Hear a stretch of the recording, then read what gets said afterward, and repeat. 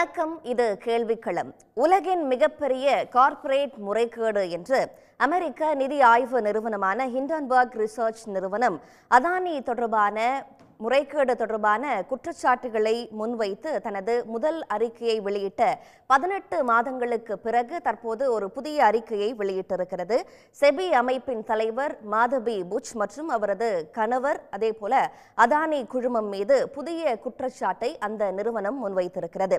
அதானி குழுமத்தின் நிதி முறைகேடுகளுடன் தொடர்புடைய வெளிநாட்டு நிறுவனங்களில் செபியின் தலைவர் மற்றும் அவரது கணவர் பங்குகளை வைத்துள்ளதாக இந்த புதிய குற்றச்சாட்டில் ஹிண்டன்பர்க் நிறுவனம் குற்றச்சாட்டை முன்வைத்திருக்கிறது. ஏற்கனவே அதானி தொடர்பான முறைகேடுகளை செபி விசாரிக்காததற்கு பின்னால் இந்த செபியின் தலைவர் மற்றும் அதானி குழுமம் ஆகிய இருவருக்கும் இடையிலான இருந்த அந்த தொடர்புதான் என்றும் தற்போது குற்றச்சாட்டை முன்வைத்திருக்கிறது.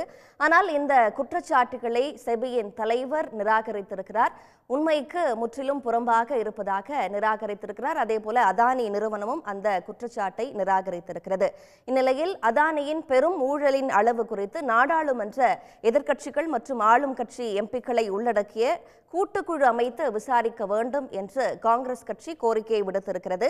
அதேபோல மாதவி புச் பதவி விலக வேண்டும் என்று திரிணாமுல் காங்கிரஸ் கட்சியும் வலியுறுத்தியிருக்கிறது. ஏற்கனவே நாடாளுமன்றத்திலும் அதேபோல தேர்தல் களத்திலும் புயலை கிளப்பிய விவகாரமாக இந்த ஹிண்டன்பர்க் ரிசர்ச்சின் அறிக்கை இருந்தது. இந்நிலையில் தற்போது என்ன தாக்கத்தை இது ஏற்படுத்த போகிறது என்ற கேள்வியும் எழுந்திருக்கிறது. இந்நிலையில்தான் ஒன்றிய அரசுக்கு இந்த விவகாரம் புதிய நெருக்கடியா, பங்குச்சந்தை வர்த்தகம் இதனால் பாதிக்குமா என்ற புள்ளியில் இன்றைய விவாதத்தை நாம் அமைத்திருக்கிறோம். நம்முடைய இந்த அமர்வில் பொருளாதார நிபுணர் திரு ஆனந்த் சீனிவாசன் இணைகிறார்.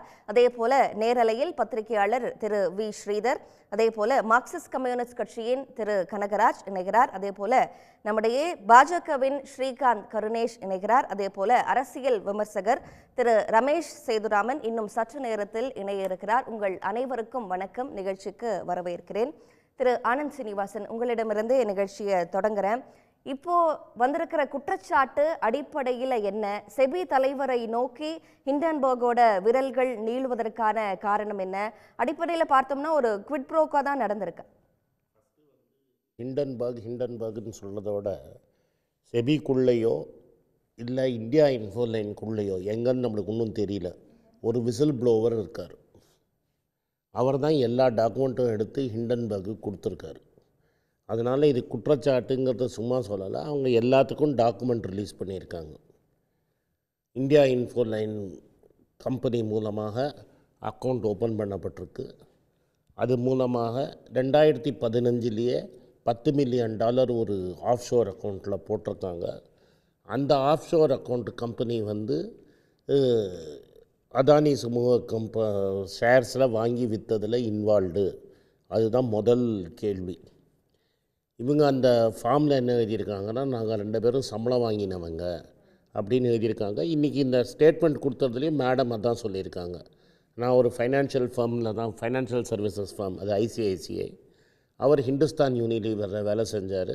4 வருஷம் வெளிநாட்டில் வேலை செஞ்சாருன்னு. இதில் என்ன கேள்வி அடுத்தது மக்கள் கேட்குறாங்கன்னா, இந்தியாவில் ஹஸ்பண்ட் அண்ட் ஒய்ஃபு சிஇஓ லெவலில் ஒர்க் பண்ணியிருந்தா கூட 2 பேர் கிட்ட கேஷாக பேங்க்கில் அன்னித்து வேல்யூ படி 56 கோடி ரூபாய் இருக்குமா அப்படிங்கிற முதல் கேள்வி. ஏன்னா 56 கோடிங்கிறது 2015 பெரிய அமௌண்ட்டு, இன்றைக்கும் பெரிய அமௌண்ட்டு. நீங்கள் கம்பெனியில் ஷேர் வச்ச இந்தியா ஐசிஐசியில் இவங்க மேஜர் ஓனர் கிடையாது. ஹிந்துஸ்தான் யூனிலீவர்லேயும் அவர் ஓனர் கிடையாது. ஸோ அந்த மாதிரி வந்த சம்பளத்தில் மற்ற செலவெல்லாம் போக வெறும் 56 கோடி ரூபா பேங்க்லேயே இருந்திருக்குமா இருக்காதாங்கிற ஒரு கேள்வியை அவங்க சொல்லாமல் எழுப்பியிருக்காங்க. அதையும் இந்த அம்மா சொல்லியிருக்காங்க, இது என் சம்பளம் தான், நான் வாங்கின போனஸ் தான் திரும்பி சொல்லியிருக்கிறாங்க. ரைட்டா? முதல்ல அந்த கேள்வி. 2017 தான் இவங்க செபியில் ஹோல் டைம் டைரக்டராக வராங்க. 2015 இந்த பணம் இன்வெஸ்ட் பண்ணியிருக்காங்க. அதை தவிர இவங்களே சொல்கிறாங்க, நான் சிங்கப்பூரில் 2 வருஷம் இருந்தேன், அங்கே நான் ஒரு கம்பெனி ஆரம்பித்தேன்னு. அந்த கம்பெனி பேர் அகோரா அட்வைசரிங்கிற கம்பெனி. அந்த கம்பெனி என்ன டிரான்சாக்ஷன் பண்ணிச்சுங்கிறதுக்கு ரெக்கார்டு ஒன்றும் இல்லை. ஏன்னா சிங்கப்பூரில் நீங்கள் ரெக்கார்டு யார் வேணால் ஆக்சஸ் பண்ண முடியாது. அதே அகோரா அவங்க நாட்டு அட்வைஸ் ரூல்ஸ் அவங்க நாட்டு ரூல்ஸ் அது. அது அவங்க நாட்டு ரூல்ஸு. அகோரா அட்வைசரின்னு இந்தியாவில் ஒரு கம்பெனி திறந்துருக்காங்க. நம்மளது மோர் டெமோக்ராட்டிக்கு. யார் ஓனர்னு பார்க்கலாம். ஹிண்டன்பர்க் என்ன சொல்கிறாங்க, 99% இன்றைக்கும் இந்த அம்மையார் தான் ஓனர்னு எம்சிஏ கவர்மெண்ட் டாக்குமெண்ட்டை அவங்க ப்ரொடியூஸ் பண்ணுறாங்க. எம்சிஏயில் அப்லோட் பண்ண டாக்குமெண்ட்டை இவங்க பப்ளிஷ் பண்ணிட்டாங்க. இப்போ 99% இன்னும் மாதவி புட்ச் பேரில் இருக்குதுன்னு. இந்த அம்மா என்ன சொல்கிறாங்க, இந்த அக்கௌண்ட் டார்மெண்ட்டுன்னு. அவங்க என்ன சொல்கிறாங்க, இதில் வந்து $260 மில்லியன் டர்ன் ஓவர் நடந்திருக்கு அப்படின்னு சொல்கிறாங்க. இந்த 99% அம்மா ஓனராக இருக்காங்க. இவரோட ஹஸ்பண்ட் டைரக்டராக இருக்கார். 266 கோடி. 2017க்கு அப்புறமா இந்த சார் வந்து தபால் புட்சுங்கிறவர் இந்த பிளாக் ஸ்டோன் அப்படிங்கிற ஒரு ப்ரைவேட் ஈக்விட்டி ஃபார்மில் அட்வைஸராக சேர்றாரு. இந்த அம்மா என்ன சொல்கிறாங்க, நான் செபி சேர்மன் ஆனதுக்கு முன்னாடியே சேர்ந்துட்டாருங்கிறது கரெக்டு. ஆனால் நீங்கள் ஹோல் டைம் டைரக்டர் ஆகிறீங்கல்ல, செபியில் ஹோல் டைம் டைரக்டர் ஆர்ச்சியே, அதுக்கப்புறம் தான் இவர் வந்து பிளாக் ஸ்டோனில் சேர்றாரு. நீங்கள் வந்து டைரக்டரான நடத்துகிற அப்புறம் தான் அவர் அங்கே சேர்றார். இதெல்லாம் அந்த அம்மாவும் ஒத்துக்கிறாங்க. இவங்க என்ன சொல்கிறாங்க, பிளாக் ஸ்டோனோட ரெக்கார்ட்ஸ் படி அவர் ரியல் எஸ்டேட்டுக்கு அட்வைஸராக இருந்தாருன்னு இவங்க சொல்கிறாங்க. யார்? ஹிண்டன்பர்க் சொல்லுது. நீங்கள் பிளாக் ஸ்டோனை கூப்பிட்டு விசாரிங்க தெரியுங்கிறாங்க. இந்த அம்மா இன்றைக்கி 2வது ஸ்டேட்மெண்ட்டில் என்ன சொல்கிறாங்கன்னா, எங்கள் ஹஸ்பண்ட் வந்து ரியல் எஸ்டேட்டில் இல்லை, லாஜிஸ்டிக்ஸ் கம்பெனிஸுக்கு. ஏன்னா அவர் வந்து லாஜிஸ்டிக்ஸ் தான், சப்ளை செயின் மேனேஜ்மெண்ட் தான் பண்ணிகிட்டு இருந்தார் ஃபுல் அண்ட் ஃபுல். அவருக்கு ஃபைனான்ஸும் ரியல் எஸ்டேட்டில் அனுபவம் கிடையாது. இவரை ஏன் நீங்கள் சேர்த்தீங்க அப்படிங்கிற ஒரு கேள்வி. இந்தியாவில் பிளாக் ஸ்டோன் வந்து ரீட்டு தான் பெருசாக இன்வெஸ்ட்மெண்ட் பண்ணிடு. அது பேர் ரியல் எஸ்டேட் இன்வெஸ்ட்மெண்ட் ட்ரஸ்ட் அப்படின்னு பேர். செபி வந்து இந்த ரியல் எஸ்டேட் ரூல்ஸ் இன்வெஸ்ட்மெண்ட் ட்ரஸ்ட்டை இந்தியாவில் கொண்டு வந்து லிஸ்ட் பண்ணுறதுக்கு மேடம் இருக்கும்போது நிறைய ரூல்ஸு பாஸ் பண்ணாங்க. அது மட்டும் இல்லாமல் அதில் வந்து எம்பசி அண்ட் மைண்ட்ஸ்கேப் அண்ட் நெக்ஸஸுங்கிற 3 ரீட்டை லிஸ்ட் பண்ணுறதுக்கு பிளாக் ஸ்டோன் போட்டு பணத்தை வெள்ளை எடுத்தாங்க. 1 பில்லியனுங்கிறது 8 கோடி ரூபா.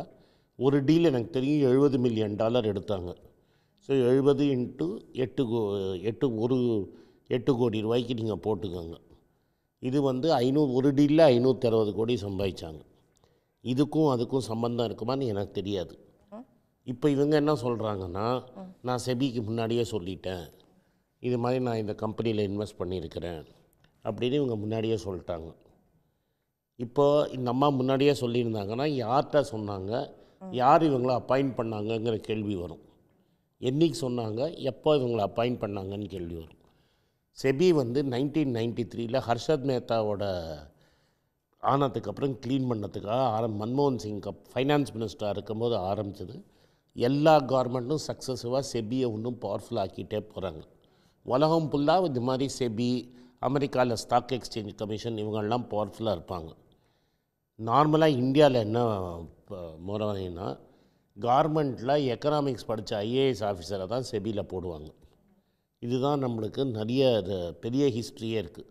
தமிழ்நாட்டிலேன்னு கூட ஒருத்தர் ஆயினார், தாமோதரன் ஒருத்தர் ஆனார். அது மாதிரி ராமகிருஷ்ணான்னு ஒருத்தர் கர்நாடகா சேர்ந்தவர் தான் முதல் செபியில் இருந்தார்.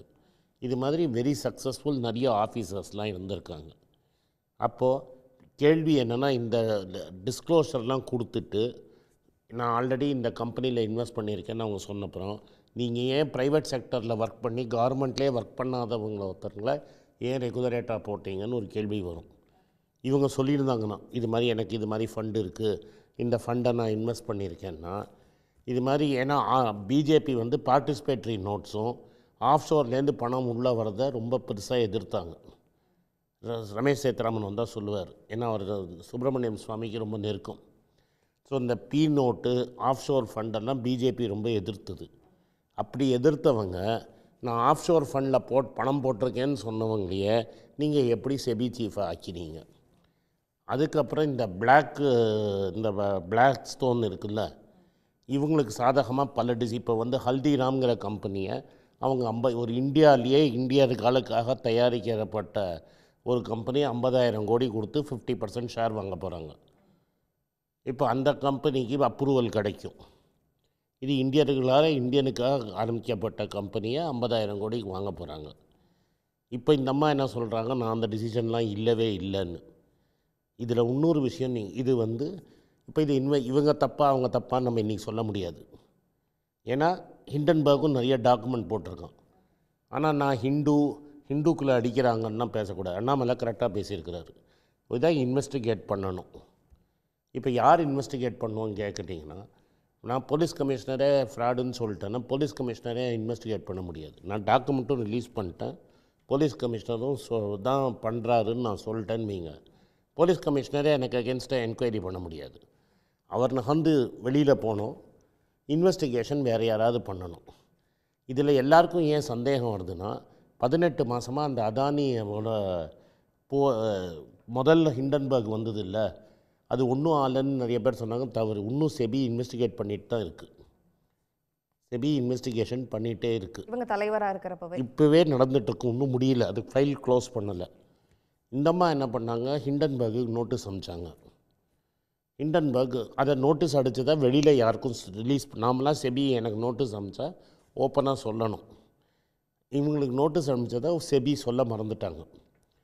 அவர் வந்து முதலே போட்டார், எனக்கு இதுதான் நோட்டீஸு, எனக்கே நோட்டீஸ் வந்துடுச்சு, இதுதான் நான் பதில் கொடுத்துருக்கேன்னு அவரே சொல்லிட்டார். யார்? ஹிண்டன்பர்க். அப்புறம் என்ன சொல்லிட்டாரு, நான் இந்தியாவில் எனக்கு ஆஃபீஸ்லாம் ஒன்றும் கிடையாது, இந்தியாவில் எனக்கு ஆஃபீஸ் இருந்தால் தான் நீ என்னை கேள்வி கேட்க முடியும். நான் பண்ணதுனா நியூயார்க் மார்க்கெட்டில் இந்தியாவில் இருக்கிற இன்னொரு பெரிய பிஸ்னஸ்மேன், அரசியல் நம்ம ஆளும் கட்சிக்கு நெருங்கமாக இருக்கிற உதய் கோத்தக்கோட பேங்க் மூலமாக தான் நான் ஸ்டார்ட் பண்ணேங்கிறதையும் அவரே சொல்லிட்டார். எது மூலமாக ஸ்டார்ட் பண்ணேன், எவ்வளோ காசு சம்பாதிச்சேன், எங்கிற எல்லா டீட்டெயிலும் அவர் வெளில விட்டார். ஸோ அவர் டிரான்ஸ்பரண்ட்டாக சொல்லிட்டார், இவ்வளோ காசு நான் பண்ணேன், இது பண்ணிட்டேன்னு. இப்போ உலகமே என்ன கேட்கும்னா, இது நீங்கள் வந்து மிடில் கிளாஸ் எல்லாம் கேட்காதீங்க, நாங்கள் வந்து 3rd லார்ஜஸ்ட் எக்கானமி இந்த வேர்ல்டாக போகிறோங்கிறோம். அப்போ உங்களோட ரெகுலேஷன் ரொம்ப ஸ்ட்ராங்காக இருக்கணும். ரிசர்வ் பேங்க்கு, ஐஆர்டிஏ, செபின்னு. செபி தலைவரே ப்ரைவேட் இன்வெஸ்ட்மெண்ட் நார்மலாக பண்ண மாட்டாங்க. இப்போ மாண்புமிகு மன்மோகன் சிங் எடுத்திங்கன்னா அவர் எல்லா போஸ்ட்லேயும் உட்காந்துருக்கிறார். அவர் ரெக்கார்டை நான் தைரியமாக சொல்கிறேன். இப்போ அவர் வந்து ரிசர்வ் பேங்க் கவர்னராக இருந்தார், எக்கனாமிக் அஃபேர்ஸ் மினிஸ்ட்ரியில் அட்வைசராக இருந்தார், பிரைம் மினிஸ்டருக்கு அட்வைசராக இருந்தார், அதுக்கப்புறம் பிளானிங் கமிஷனில் இருந்தார், ஃபைனான்ஸ் மினிஸ்டர் ஆனார், பிரைம் மினிஸ்டரே ஆனார். அவரோட பணம் எல்லாமே கவர்மெண்ட் ஆஃப் இந்தியா பாண்டில் தான் போட்டு வச்சுருந்தார். ஒரு பணம் அவர் வெளியில், அவருக்கு வந்து கிளியராக அப்போவே சொன்னார், நான் இதெல்லாம் பண்ண மாட்டேன்னு. எனக்கு எல்லாமே ஆர்பிஐ பாண்டில் கம்மி வட்டி வந்தாலும் அந்த ஆர்பிஐ பாண்டில் தான் இருக்கும்னு தெளிவாக சொல்லிட்டாரு. அதே மாதிரி சண்டிகரில் நான் ஒரு வீடு கட்டியிருக்கேன் அப்படிங்கிறத தெளிவாக சொல்லிட்டார். இப்போ இது என்ன, நாங்கள் பார்த்த வரைக்கும் ஒரு எந்த பெரிய கம்பெனியில் நீங்கள் வெறும் ஐஐஎம்மில் படிச்சிருக்கேன்னு அந்த அம்மா சொல்லியிருக்காங்க, கரெக்டு. நீங்கள் என்ன பெத்த கம்பெனியில் ஒர்க் பண்ணாலும் ஹஸ்பண்ட் அண்ட் ஒய்ஃபு எல்லா செலவும் போக 56 கோடி பேங்க்லலாம் வைக்க முடியாது. ஸோ அதுக்கு அவங்க கொடுக்கணும். வச்சுருக்காங்கன்னா அவங்க ரொம்ப சுருக்கமாக செலவு பண்ணி வச்சுருக்காங்கன்னா அந்த கணக்கை அவங்க கொடுக்கணும். இந்த ஐசிஐசியிலேன்னு வந்த 3 பேர்கிட்ட இது மாதிரி ப்ராப்ளம் ஆகிருக்கு. ரொம்ப ஃபேமஸ் வந்து இவங்க ஒன்று. இப்போ சந்தா கோச்சர்னு ஒரு கேஸு, வேணுகோபால் தூத்தோட ஒரு லோன் கொடுத்து மாட்டி ஜெயிலில் 1.5 வருஷம் இருந்து இப்போ தான் பெயிலில் வெளில வந்திருக்காங்க. அதில் வந்து வேணுகோபால் தூத்து வந்து இப்போ என்ன சொல்லிட்டாருன்னா, என்னை வந்து தீபக் கோச்சர் என்னை மிரட்டினார் அப்படிங்கிறத ஸ்டேட்மெண்ட்லாம் வெளில வந்துருச்சு. இப்போ கோர்ட்டில் கேஸ் நடந்துகிட்ருக்கு. முதல்ல இதே மாதிரி தான் டினை பண்ணாங்க. அதுக்கப்புறம் ஜஸ்டிஸ் ஸ்ரீகிருஷ்ணா வச்சு ஒரு ரிப்போர்ட் எடுத்தாங்க. ஸ்ரீகிருஷ்ணா ஐசிஐசிஐ போர்டுக்கு சொல்லிட்டார், இவர் இந்த அம்மா இதெல்லாம் பண்ணியிருக்காங்கன்னு. வெளில போனாங்க. அவங்க மேலே சிபிஐ கேஸ் எடுத்து அரெஸ்ட் பண்ணி இப்போ பெயிலில் சுற்றிட்டுருக்காங்க. இது சிபிஐ நடத்துகிற கேஸு. இப்போ 2வது அதே ஐசிஐசிஐஸ் குடும்பத்துலேருந்து வந்த 2வது பிரான்ச்சு இந்த கேஸு. ஓகே. இல்லை, இப்போ நீங்களே சொல்கிறீங்கல்ல, இப்போது இட்ஸ் டூ ஏர்லி, இப்போ என்ன டிசைட் பண்ணுறது, குற்றச்சாட்டு நிரூபிக்கிறது. குற்றச்சாட்டுன்னு தான் இதுக்கு பேசுகிறேன். ஒருத்தர் சொல்லியிருக்கிறாரு, எவிடன்ஸ் கொடுத்துட்டாரு. பேசிக் எவிடன்ஸ், ஒரு எஃப்ஐஆர் போடுறதுக்கு உங்களுக்கு பேசிக் எவிடன்ஸ் வேணும். நீங்கள் ஐசிஐசிஐ பாஜக தரப்புலையும் என்ன சொல்கிறாங்களே, முன்முடிவுகளுக்கு வித்திடும் நோக்கத்தோட தான் இந்த அறிக்கை தயாரிக்கப்பட்டிருக்கு அப்படிங்கிறாங்க. ப்ரூஃப் வந்துருச்சுல்ல, அப்படின்னா அவன் என்ன கிளியரா சொல்றான், இருங்க நீங்க அப்படிலாம் இல்ல, அதுக்கு முன்னாடியே அவங்கள பதவி விலக சொல்றது சரியா எப்படிமா? கமிஷனர் அக்கௌண்ட் ஓப்பன் பண்ணியிருக்கிறாரு, நான் பேப்பர் கொடுத்துட்டேன், வெள்ளம் தான் போகணும். ஒரு 3 வருஷம் வெள்ளம் இருக்கட்டும், இப்போ நீங்கள் போல முடியுங்க, சுப்ரீம் கோர்ட் எல்லாம் கிளியர்னு சொல்லிட்டு திரும்பி வரட்டும். நான் என்ன சொல்கிறேன், யார் இன்வெஸ்டிகேட் பண்ணணும்? செபிகிட்ட தான் எல்லா டாக்குமெண்ட்டும் இன்வெஸ்டிகேட் பண்ணணும். செபியோட தலைவி மேலே ஒருத்தன் கம்ப்ளைண்ட் பண்ணியிருக்கான், எல்லா டாக்குமெண்ட்டும் ப்ரொடியூஸ் பண்ணியிருக்கான். செபிக்குள்ளேயே ஒரு விசில் ப்ளோவர் இருக்கான்னு சொல்கிறாங்க. ஐசிஐசிஐ நான் ஏன் சொன்னேன்னா, ஐசிஐசிஐ உள்ளேயே தான் ஒரு விசில் ப்ளோவர் வந்து சந்தா கோச்சரை பற்றி பேசினாங்க. இப்போ அந்த ஆள் உள்ள யார் இந்த பேப்பரெல்லாம் வெள்ளை எடுத்து கொடுத்துருக்காங்களோ அவருக்கு நீங்கள் ஒரு தைரியம் கொடுக்கணுன்னா இந்த அம்மா வெளில போனால் தான் அந்த ஆளுக்கு தைரியம் வரும். ஓகே, இது நான் பிரசிடென்ஸோடு சொல்கிறேன். ஐசிஐசியில் என்ன நடந்தது, யார் விசில் ப்ளோவர்னு அவங்க வெளில போன அப்புறம் தான் வெளில வந்தது. இங்கேயும் ஒரு விசில் ப்ளோவர் இருக்கான், எனக்கு யார் விசில் ப்ளோவர்னு தெரியுங்கிறார் அவர். சும்மா சொல்லலை, உள்ளுக்குள்ளே ஆள் இருக்கான், ஆதாரம் இருக்குது. ஆதாரம் இல்லை, அந்த அம்மாவோட ஜிமெயில் ஐடியில் இருக்கிற பேப்பரில் மெயிலெல்லாம் எடுத்து வெளில போட்டிருக்காங்க. இது சாதாரண ஆணம் இல்லை, அந்த அம்மாவும் ஒத்துக்குது இதெல்லாம் உண்மைன்னு. கடைசியாக என்ன கேள்வினா, இவங்க 2 பேரும் வந்து ஒரு ஸ்டேட்மெண்ட் எழுதியிருக்காங்க, ஹஸ்பண்ட் அண்ட் ஒய்ஃபு. எல்லாம் கரெக்டாக எழுதியிருக்காங்க, அதில் ஒரு தவறும் இல்லை. கடைசியில் என்ன சொல்கிறாங்க, செபி நோட்டீஸ் அமைச்சதுனால தான் என் மேலே இந்த திரும்பி அடிச்சிருக்காங்கன்னு சொல்கிறாங்க. இந்த தவல் பக்குக்கும் செபிக்கும் என்ன சம்மந்தம் இருக்குது? அவர் எப்படி அதில் கையெழுத்து போட முடியும்? உங்கள் ஒய்ஃபு செபி சீஃப்னா நீங்கள் கையெழுத்து போட முடியுமா செபி சார்பா? இன்னொன்று, ஷேக்ஸ்பியர் ஒரு இடத்துல சொல்லுவார், scissors wife should be above சஸ்பீஷன். ஒரு அரசனோட பட்டத்தரசியும் சஸ்பீஷனுக்கு மேலே இருக்கணும்னு. இங்கே ரிவர்ஸு, பட்டத்தரசியோட புருஷனும் அபவ் சஸ்பீஷன் இருக்கணும். அதனால் என்றைக்கு அவர் ஹிந்துஸ்தான் யூனிவர் விட்டார், என்றைக்கு பிளாக்ஸ்டோனுக்கு போனார், இது இங்கே மட்டும் தோண்ட மாட்டாங்க. இது இன்னும் பெருசாச்சுன்னா பிளாக்ஸ்டோன் அமெரிக்காவில் செக்யூரிட்டிஸ் எக்ஸ்சேஞ்ச் கமிஷனில் வரும், அவங்களும் தோண்டுவாங்க. ஓகே, ஸோ இது enough for a FIR. ஒரு FIR போடுற அளவுக்கு எல்லைகள் விரிந்து கொண்டே போகும் அப்படின்னு குறிப்பிடுறீங்க. ஸ்ரீகாந்த் கருணேஷ், இந்த செபி தலைவரை இப்படியான ஒரு குற்றச்சாட்டுகளுக்கு உள்ளாகும் போது அவர் பதவி விலகி அதுக்கப்புறமா விசாரணை நடத்தப்படுறது தான் சரியாக இருக்கும் அப்படின்னு திரு ஆனந்த் ஸ்ரீனிவாசன் குறிப்பிடுறாரு. உங்களுடைய பார்வை என்ன இந்த ஹிண்டன்பர்க் ரிசர்ச்சோட ஆய்வறிக்கை நிலவரம் தொடர்பாக? அதாவது முதல்ல வந்து நம்ம ரிஷி மூலம் நிதி மூலம் பார்க்கணும். 2017 தொடங்கப்பட்ட இந்த ஒரு நாத்தன் ஆண்டர்சனால் தொடங்கப்பட்ட இந்த நிறுவனத்தோட முதல் பணி என்னன்னு கேட்டிங்கன்னா, இது வரைக்கும் ஒரு 4-5 நிறுவனத்தை இந்த மாதிரி அவங்க கொக்கி போட்டு எடுத்திருக்காங்க. அவங்க பணியோட முக்கியமான நோக்கமே என்னென்னா, அது வந்து ஒரு ஷேர் புரோக்கிங் பண்ணக்கூடிய ஒரு பெரிய நிறுவனம்.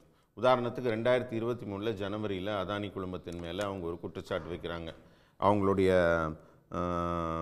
FPO இன்வெஸ்ட்மெண்ட் பற்றி, அவங்க ஷேர், அவங்க ட்ரேடிங் பற்றி, இது மாதிரிலாம் ஒரு குற்றச்சாட்டுகளை முன் வச்ச பிறகு அதானி குழுமத்தின் ஷேர்கள்லாம் பயங்கரமாக விழுகுது. அப்போ அவங்களுடைய நிறுவனத்தோட பணியே என்னன்னு கேட்டிங்கன்னா, ஒரு குறிப்பிட்ட நிறுவனத்தை டார்கெட் பண்ணி அவர்களை வலுவிழக்க செய்து, அப்போ அவங்களோட கிளைண்ட்ஸ் எல்லாம் இருக்காங்களே, அவங்கள்ட்ட ஷேர் ட்ரேடிங் கிளைண்ட்ஸ் எல்லாம் இருக்காங்களே, அவங்களுக்கு முன்னாடியே அந்த தகவல் கொடுத்துருவாங்க. அப்படி கொடுக்கும்போது இந்த ஷார்ட் பொசிஷன்ஸ் எடுக்கிறதும்பாங்க, குறுகிய கால முதலீடுகளுக்கான அவங்க அதில் வந்திருப்பாங்க. அவங்களுக்கு எல்லாமே டக்குன்னு இந்த விலை வீழும்போது ஒரு ட்ரேடிங் பண்ணுவாங்க, ட்ரேடிங் பண்ணி அதில் கெயின் எடுப்பாங்க. அப்போ போன முறை அவர் கம்ப்ளைண்ட் கொடுத்தப்ப மட்டும் அவர் நிறுவனம் சம்பாரிச்சு, அண்ணன் கூட சொன்னாங்க, அவர் வெளிப்படையாக சொல்கிறார் எவ்வளோ காசு அடிச்சேன்னு சொல்கிறாருன்னு பெருமையாக. அவர் வந்து எவ்வளோ காசு அடிச்சாருன்னா 400 மில்லியன் சம்பாரிச்சாங்க. அதாவது ஒரு நிறுவனத்தை டார்கெட் செஞ்சு அவங்கள, ஒரு பப்ளிக் லிமிடெட் கம்பெனி, மக்கள் பணத்து முதலீடு எங்கே இருக்கோ, நிறைய பப்ளிக் இன்வெஸ்ட்மெண்ட் எங்கே இருக்கோ அதை குறிவச்சு அடித்து ஷேரில் வந்து செகண்டரி மார்க்கெட்டுங்கிறது ஹியூஜுங்க. இல்லை, அவங்க அதானி மேலே மட்டும் குற்றச்சாட்டுகள் அப்படி இல்லை, நிறைய நிறுவனங்கள் எலான் மஸ்க் உள்ளிட்ட பல பேர் மேலே குற்றச்சாட்டு சைனா நிறுவனம் மேலே பண்ணியிருக்காங்க. முன்பாகவே இல்லை, ஒரே ஒரு கேள்வி. அப்படின்னா போன வாட்டி ஹிண்டன்பர்க் ரிசர்ச் அந்த ஆய்வறிக்கை வெளிவந்தப்பவே அதானி குழுமம் தரப்புல ஒரு மறுப்பு தெரிவிக்கப்படுது. அதே நேரத்தில் ஹிண்டன்பர்க் தரப்புல என்ன சொல்லப்படுது அப்படின்னா, நீங்க வழக்கு தொடருங்க, அமெரிக்க நீதிமன்றத்தில் கூட வழக்கு தொடருங்க, நிரூபிச்சா நீங்க ஜெயிச்சீங்க, இல்லாட்டி நீங்க கோர்ட்டுக்கு வந்தீங்கன்னா, நீங்க நீதிமன்றத்துக்கு வந்தீங்கன்னா நீங்க தான் நம்பலப்படுவீங்க அப்படின்னு ஹிண்டன்பர்க் தரப்புலயே சொல்லப்பட்டுச்சு. அப்படின்னா வழக்கு போட்டிருக்கலாம். முதல்ல ஹிண்டன்பர்க் நிறுவனங்கிறது உலகத்தின் ஸ்டாக் எக்ஸ்சேஞ்சோட நீதிமன்றம் கிடையாது, அது ஒரு தனியார் நிதி நிறுவனம். அவங்களோட நோக்கம் லாபம் சம்பாதிப்பது மட்டுமே. இப்ப இந்த நிறுவனம் நாளைக்கு அதானிக்கு பதிலாக 12,000 கோடி மக்கள் இன்வெஸ்ட்மெண்ட் இருக்க சன் நெட்வொர்க் மேல ஒரு டார்கெட் வைக்கிறாங்கன்னு வச்சுக்கோங்க, ஒரு டார்கெட் வச்சுக்கிறாங்க, ஒரு பொய்யான குற்றச்சாட்டு புனைகிறாங்கன்னா என்ன ஆகும்னா, இதுல இன்வெஸ்ட் பண்ணியிருக்கிறவங்க அத்தனை பேருமே அதை வித்ட்ரா பண்ணுவாங்க, விலை வீழ்ச்சி அடையும், பெரிய ஒரு ஆபத்து வரும், அதுல அவங்க ஒரு லாபம் பார்ப்பாங்க. இதுதான் அவங்க குறிக்கோள். இது வந்து ஒரு சதி வலை மாதிரி பின்னி செயல்படுறது மட்டும்தான் அவங்க. இன்னொரு விஷயம் நான் முதல்ல தெளிவுபடுத்திடுறேன். இப்போ இந்த நிறுவனம் குற்றச்சாட்டுறது வந்து இந்திய அரசின் மீதோ இங்க இருக்கிற ஆட்சியாளர்கள் மீதோ குற்றங்கள் 2 தனியார் மேல சொல்றாங்க. ஒரு செபிங்கிற ஒரு நிறுவனத்தின் மீது சொல்றாங்க, பிளஸ் அங்க இருக்கிற ஒரு தனியார் மேலேயும் அதானிங்கிற ஒரு தனிநபர் மேலேயும் சொல்றாங்க. As a BJP spokes person நான் இவங்களுக்கெல்லாம் ஸ்போக்ஸ் பர்சன் கிடையாது. ஆனாலும் உண்மை மக்களுக்கு தெரிய வேண்டும் என்பதற்காக விளக்குறேன்.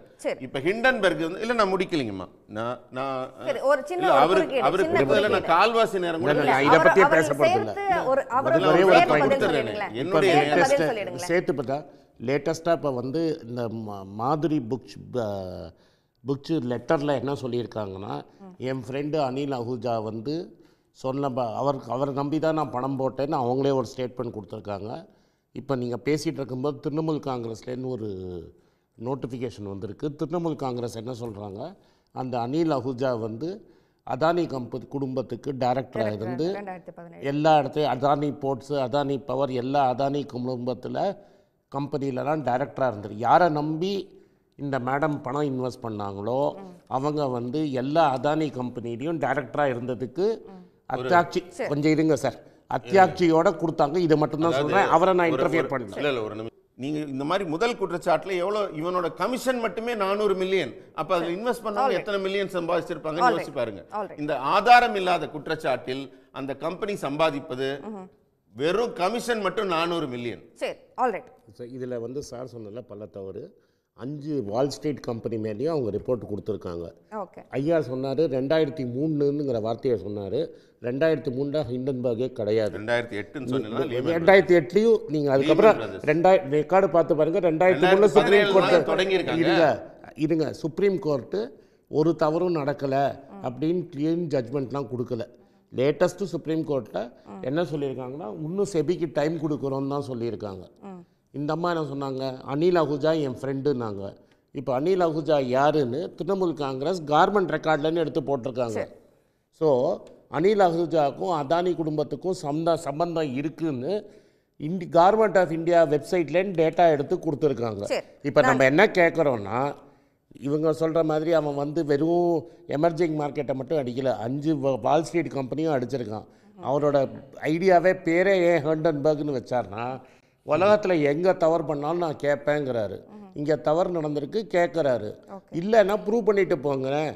இப்போ என்ன சொல்கிறேன், சந்தா கோச்சர் வெளில போனாங்க, இன்வெஸ்டிகேஷன் நடந்தது, சிபிஐ கேஸ் இருக்குன்னாங்க, உள்ளே தள்ளினாங்க. சிபிஐ கேஸ் இல்லைன்னா வானான்னு சொல்லிட்டு போகிறாங்க. ஒரு 6 மாதத்துக்கு அந்த அம்மா சைடில் நிற்க டெஃபினட்டாக பாதிக்கும்.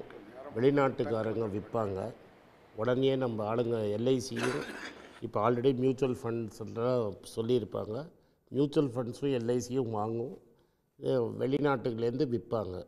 இது 2 இழுபறி நடக்கும். லாபம் யாருக்கு போகணும்? லாபம் யார்? வெளிநாட்டுக்காரனுக்கு தான் போகும். யாருனால? எல்ஐசி பண்ணுற காரணத்தினால எல்ஐசி வெளிநாட்டுக்காக வேலை செஞ்சு வெளியே பணத்தை வெளியில் பத்திரமா அனுப்பிச்சு வைக்குது. ஆமாம். சரி, திரு ஸ்ரீதர், உங்களுக்கெல்லாம் தெரியும், ரீசெண்டாக மீடியாவில் பார்த்துருப்பீங்க, ஏன்னா தமிழ்நாடு காங்கிரஸ் கமிட்டி ஊடக பிரிவு தலைவராக அப்பாயிண்ட் பண்ணியிருக்காங்க. ஸோ பொலிட்டிக்கலாக என்னோடய வியூஸ் என்ன அப்படின்னு நீங்கள் ட்விட்டரில் ஃபாலோ பண்ணணும்னு நினச்சிங்க, @AnandS1967 என்னை ஃபாலோ பண்ணுங்கள். என்னோட real original ID Twitter ID for politics அதுதான். ஸோ பாலிட்டிக்ஸ் சம்மந்தப்பட்ட என்னோட எல்லா ஒப்பீனியன்ஸ், வியூஸ் எல்லாமே அதில் வரும், அதில் ஃபாலோ பண்ணுங்கள். நன்றி, வணக்கம்.